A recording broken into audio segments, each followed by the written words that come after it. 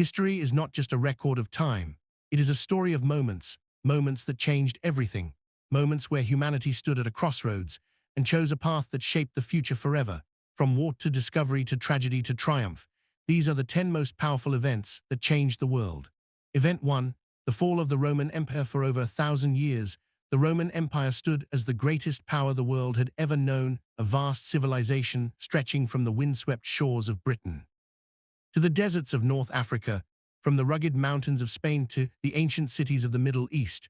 Rome was more than an empire. It was order, it was law, it was civilization itself. Its roads connected continents, its armies enforced peace, its laws shaped justice, and for centuries it seemed eternal. But no empire, no matter how powerful, escapes time, because the fall of Rome was not a sudden catastrophe. It was a slow, painful unraveling. By the 3rd century AD, cracks had already begun to appear beneath the surface. Rome was growing too large, too complex, too difficult to control. Emperors rose and fell with alarming speed. Some ruled for years, others for mere months. Many were assassinated, others overthrown by their own armies. Power was no longer stable. It was fragile, contested, constantly shifting. This political instability weakened the very core of the empire, because when leadership fails, everything begins to collapse. At the same time, the economy was crumbling. Rome had once thrived on conquest, new lands, new resources, new wealth, but expansion slowed and then stopped. Without new territories to exploit, the empire struggled to sustain itself. Taxes increased, inflation spiraled, and the gap between rich and poor grew wider. Farmers abandoned their lands, trade declined, cities began to shrink. The engine that powered Rome was running out of fuel, and then came the pressure from beyond its borders. For centuries, Rome had held back the so-called barbarian tribes, the Goths, the Vandals, the Huns, but now those borders were weakening. Wave after wave of invasions began to strike the empire. In 410 AD, the unthinkable happened. Rome itself was sacked. The city that had once ruled the world fell to the Visigoths. It was a shock that echoed across the empire, a symbol of power violated, a myth of invincibility shattered. Yet even then, Rome did not fall overnight. It lingered, struggled, fought to survive. The empire split into two halves, the Western Roman Empire and the Eastern Roman Empire.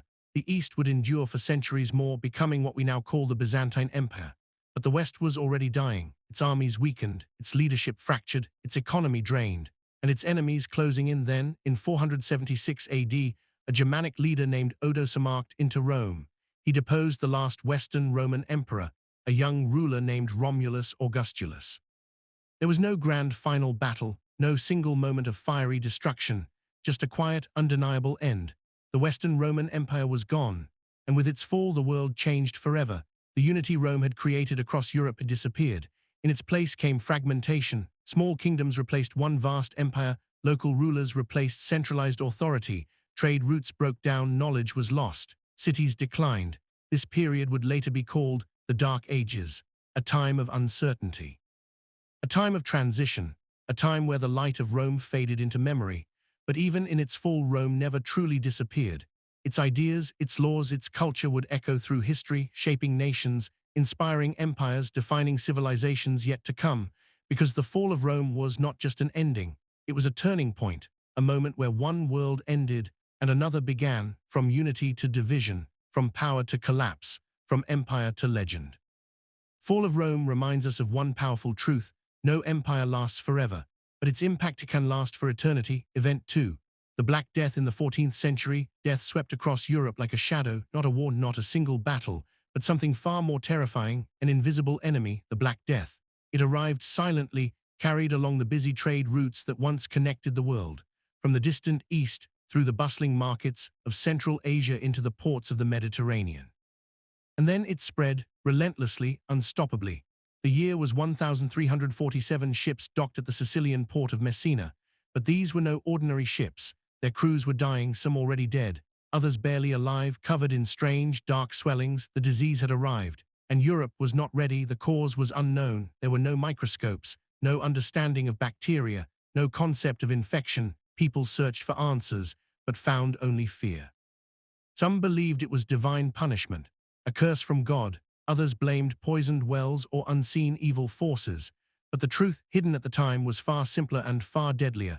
A bacterium known today as Yersinia pestis, carried by fleas living on rats, traveling unnoticed alongside human civilization. Once it entered a city, it moved fast. Victims developed fever, chills, weakness. Then came the swellings, painful, blackened lumps known as buboes. The infection spread through the bloodstream, the lungs. In many cases, death came within days. Sometimes, within hours, there was no escape. Families watched helplessly as loved ones collapsed. Parents buried children. Children buried parents. In some homes, everyone died. Entire families gone overnight. Cities became silent. Shops closed. Markets emptied. Church bells rang constantly, not for celebration, but for death. Mass graves were dug. Bodies piled upon bodies in places like Florence and Paris. The dead outnumbered the living. Fear changed human behavior. People fled cities, abandoning friends, neighbors, even family.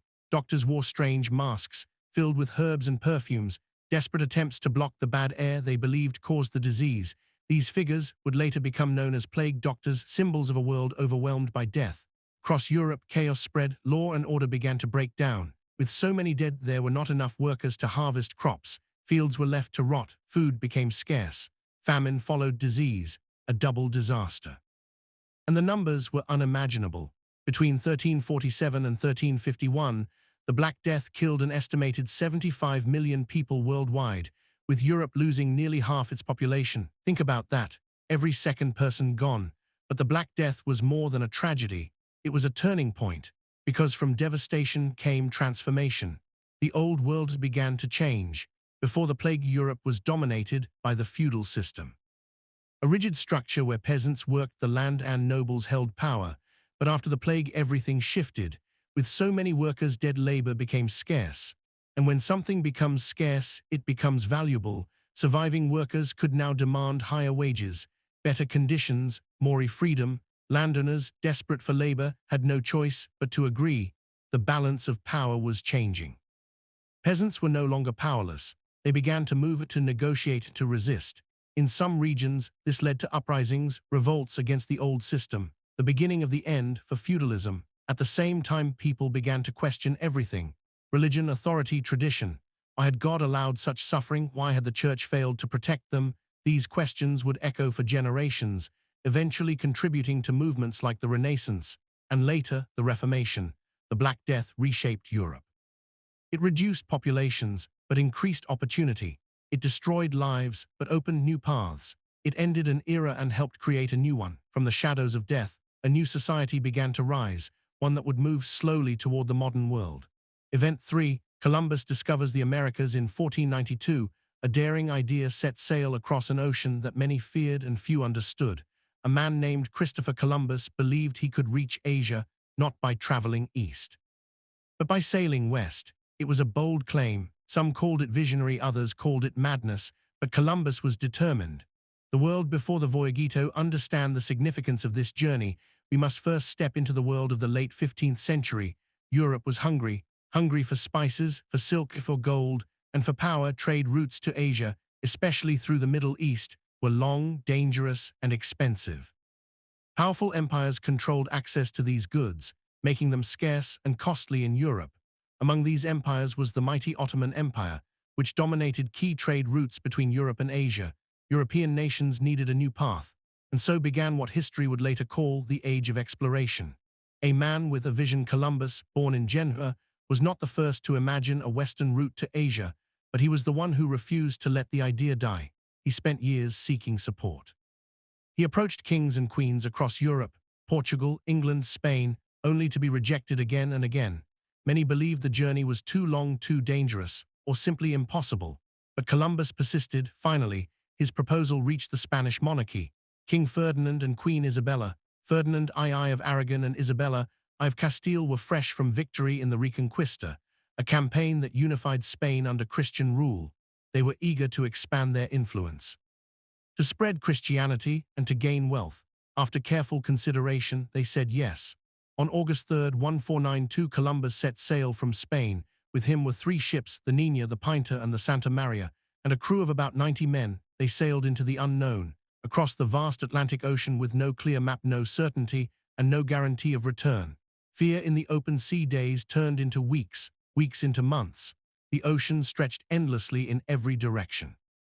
The crew grew restless. They feared they would never return home. Some whispered of sea monsters. Others believed they were sailing off the edge of the world. Food supplies began to run low, tension filled the air. At one point, the crew nearly mutinied.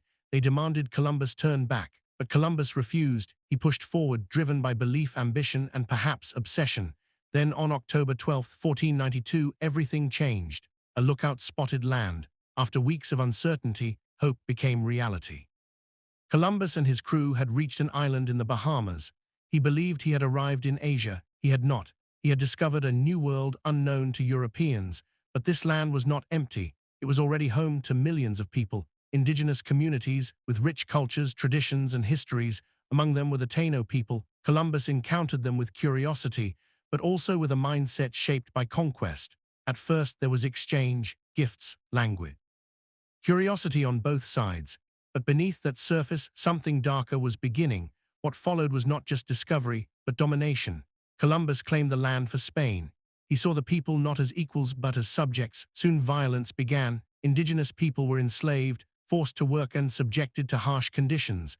Many died from violence, others from diseases brought by Europeans. Diseases their bodies had never encountered before: smallpox, measles, influenza. Entire populations were devastated. Columbus was driven by one thing above all: gold. He searched endlessly for it. He demanded it from the indigenous people. And when they could not provide enough, punishments followed. The dream of wealth turned into a nightmare for millions. Despite the suffering, Columbus's journey changed the course of history. His voyage opened the door to continuous contact between Europe and the Americas. Soon, more explorers followed.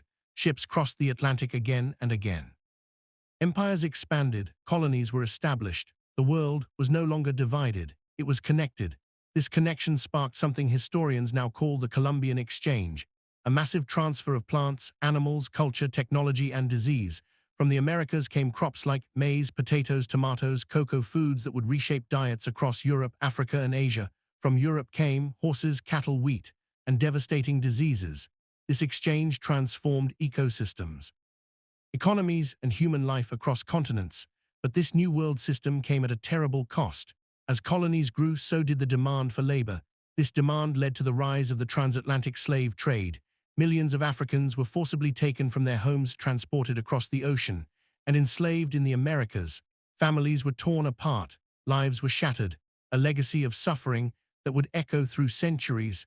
Spain became one of the most powerful empires in the world. Its wealth, fueled by resources from the Americas, transformed Europe. Other nations followed: Portugal, England, France. They raced to explore, to conquer, to control. The age of exploration had begun. Today, the story of Columbus is deeply debated. Was he a hero or a villain, a visionary or a conqueror? The truth is complex. He opened the door to a new era of global connection, but also to centuries of exploitation and injustice. Before 1492, the world's continents lived largely separate lives. After Columbus, everything changed. Trade routes expanded, cultures mixed, ideas spread. The foundations of globalization were laid. A world once divided became interconnected. In 1492, a voyage began, not just across an ocean, but across history itself, a journey that would reshape the world for better and for worse, a moment that connected continents, but also revealed the cost of human ambition. The legacy of Christopher Columbus lives on in every culture, every nation, and every story of our shared world. Thank you for staying with us. Part 2 will continue in next video.